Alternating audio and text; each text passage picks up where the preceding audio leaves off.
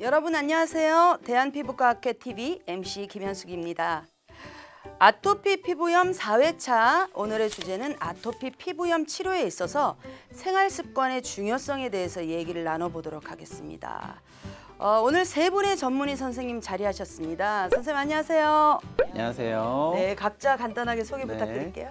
피부과 전문의 정찬우입니다. 반갑습니다. 네, 저는 노원을지대학교 병원 피부과 전문의 한태영입니다. 반갑습니다. 예, 서울대학교 병원 피부과 전문의 이동훈입니다. 반갑습니다. 네. 외모들이 굉장히 출중하시네요. 감사합니다. 네, 진심으로 진심으로. 네. 예, 본인 얘기인 줄 알고 감사합니다. 죄송합니다, 선생님. 그리고 아주 오늘 넥타이가 인상적이십니다. 감사합니다. 핑크색. 유튜브 준비하느라 새로 준비했습니다. 범상치 않으세요, 우리 정찬우 그럼요. 선생님. 감사합니다. 네.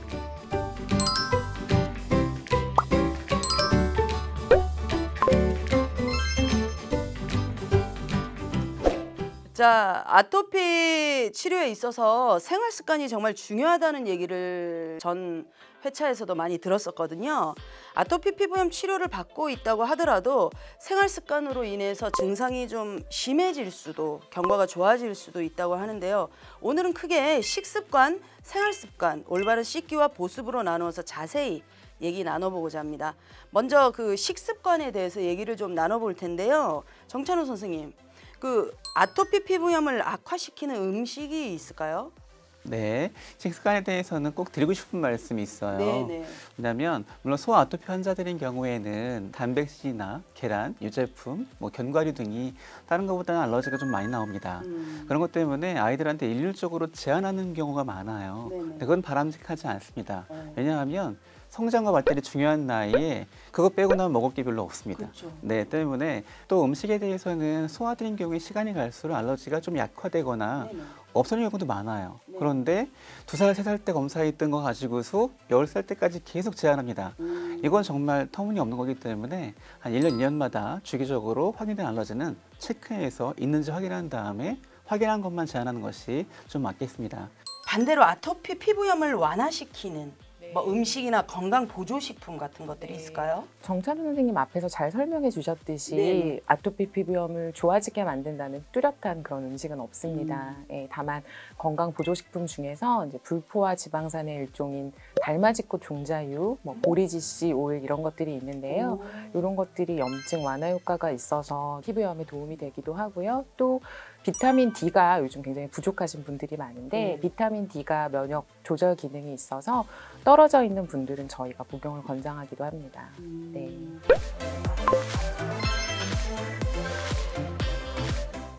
자, 다음으로는 아토피 피부염을 완화시킬 수 있는 일상생활의 행동에 대해서 얘기를 좀 나눠볼 텐데요.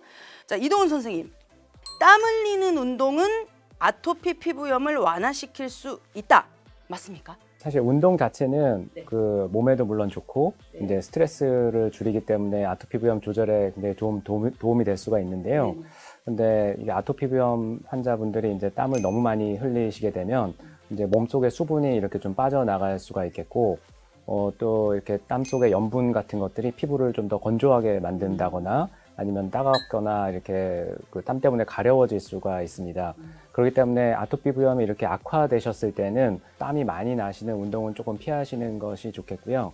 예, 그래서 운동하실 때도 조금 시원하게 해주시고 땀이 조금 덜 나도록 냉찜질을 하신다거나 그리고 땀이 났을 때 이제 바로바로 좀 닦아주신다거나 그런 것들이 좀 도움이 될 수가 있겠습니다. 그러면 우리 정찬우 선생님, 날씨 변화, 특히 습도의 변화가 아토피 피부염을 악화시킬 수 있습니까? 예를 들면 비가 오면 피부염이 악화된다. 이런 분들이 좀 계신 것 같더라고요. 명백히 그렇습니다. 아, 그래요? 네, 보통 건조할 때 습도가 40% 이하거든요. 네. 근데 비가 오면 갑자기 100으로 올라갑니다. 불과 몇 시간 만에. 이러한 급격한 온도 습도의 변화들을 우리 피부에 적응하지 못하기 때문에 비가 오게 되면 되게 그날, 전날 정도에 굉장히 가려워지기 때문에 나빠져서 진료하다 보면 갑자기 비가 온 날은 며칠 지나면 환자들이 우르르 몰려옵니다. 네, 때문에 이게 중요한 건 뭐냐면 갑자기 나빠지는 것들 정확히 알고 있으면 그 자기 전에 충분히 대비를 하여서 그 밤에 긁지 못하게 막는 거죠. 때문에 미리 예측하는 건 너무나 중요합니다.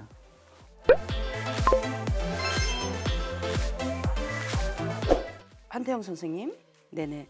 울이나 울모직 있잖아요. 울모직이나 합성 섬유가 아토피 피부염을 악화시킨다는 얘기 맞습니까? 그 나일론이나 폴리에스테르 같은 합성 섬유는 피부에 정전기를 잘 일으키기도 하고 또 이제 수분을 좀 뺏어가서 건조하게 만들기도 하기 때문에 피부에 자극이 많이 될 수 있고 울이나 모직 섬유들은 이제 소재 자체가 굉장히 거칠고 굵으니까 이제 피부에 자극을 일으켜서 이제 가려움증을 많이 유발할 수가 있습니다. 그래서 피부에 직접 닿는 옷은 면으로 된 것이 좋고요. 자극이 없고 부드러운 그리고 되도록이면 또 염색이 된 것도 피하는 것은 좋겠습니다.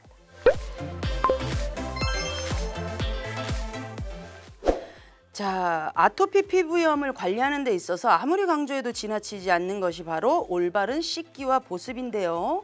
이 부분에 대해서 얘기를 좀 나눠보도록 하겠습니다. 우리 정찬우 선생님.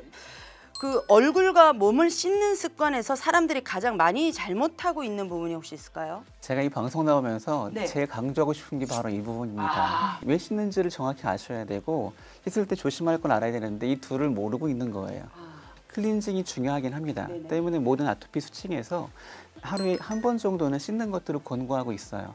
그런데 중요한 거는 씻는 것만 강조하다 보니까 씻을 때 손상될 수 있는 피부의 장벽을 모르는 겁니다. 그렇죠.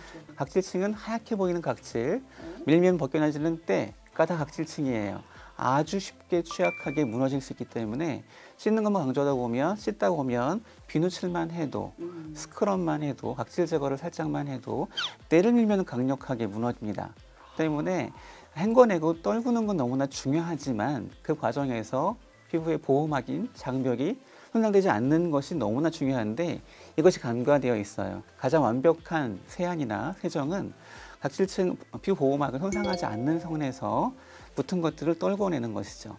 또 하나 간과되고 있는 게 물을 묻히는 과정이지 않습니까? 네. 네, 씻는 과정은 또 하나의 치료 목적도 있어요. 네. 일명 수치료입니다.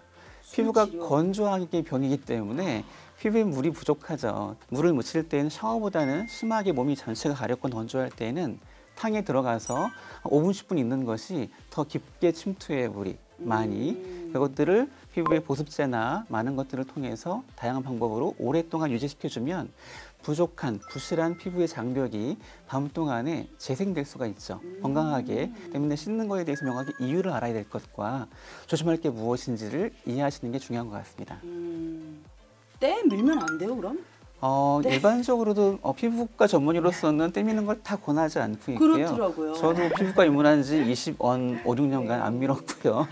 예? 네, 제 온 지인들 가족들은 15년 아무도 동안요. 안 밀고 있고요. 예. 네, 특히나 아토피는 맞습니다. 장벽 기능이 부실한 거기 때문에 남들보다 절대 밀면 안 되죠. 네. 근데 각질 제거도 안 하는 게 맞는 겁니다. 네. 저도 때 안 민 지 한 20년 된 것 같아요. 그렇다고 뭐 더럽지 갑자기- 않죠? 네, 냄새 안 갑자기 나고. 선생님들의 때 TMI를 네. 때에 대한 TMI를 본의 아니게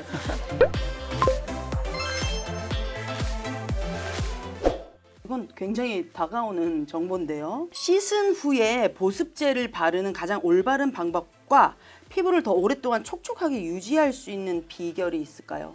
한태영 선생님. 보습제는 일단 목욕하고 난 이후에 물기를 수건으로 막 문지르지 말고 톡톡 두드려 닦은 이후에 그다음에 보습제를 3분 이내에 발라야 합니다. 이유는 정찬우 원장님 말씀대로 목욕을 통해서 피부에 수분을 공급했는데 그 수분이 시간이 지나면 날아가 버리기 때문에 빨리 그 수분을 이제 밀폐시켜주고 더 피부에 오래 남겨두기 위해서 보습제를 3분 이내 빠르게 바르고요. 그리고 하루에 한 번만 바르는 것이 아니라 하루 종일 유지가 되지 않고 닦이기도 하고 그렇기 때문에 하루에 2번 이상 바르는 걸 추천드리고 또 바르는 양도 중요한데 성인 기준으로 전신을 바른다고 했을 때 한 번에 한 20g 굉장히 많은 양입니다. 그리고 일주일에는 250g 이상을 사용하는 것을 권장하고 있습니다. 와, 저는 이때까지 최악이었네요. 매번 주기적으로 때를 밀고 몸에 여름에는 또 괜찮아 수분이 너무 많아 이러면서 보습제를 잘 안 발랐거든요. 제 건강하죠. 네.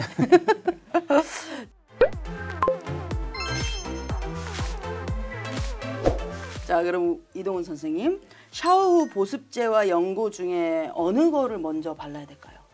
예, 사실 그 한태영 교수님께서 잠깐 네. 말씀을 주셨는데요. 네네. 그 실제로 저희가 최근 연구를 보면은 이게 보습제를 먼저 발랐을 때랑 근데 연고를 먼저 발랐을 때 이렇게 치료 효과를 비교해 봤는데 실제로는 큰 차이가 없었습니다.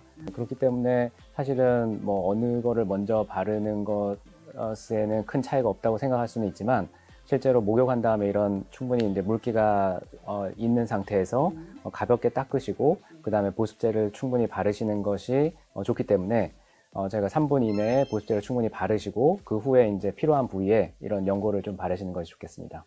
자, 오늘은 아토피 피부염의 치료에 있어서 생활 습관의 중요성에 대해서 얘기를 나눠봤습니다. 알고 있다고 하더라도 꾸준히 지키기가 좀 쉽지가 않죠. 좋은 습관으로 잘 관리하시길 바라겠습니다. 자, 오늘도 도움 주신 세 분 진심으로 감사합니다. 네. 자, 여러분, 다음 주는 아토피 피부염의 전문적인 치료에 대해 피부과 선생님들의 얘기를 나누신다고 합니다. 정말 어디에서도 들을 수 없는 고급 정보니까요. 절대 놓치지 마시고요. 뭐죠? 채널 구독, 좋아요 잊지 마세요. 네, 감사합니다. 감사합니다. 고맙습니다.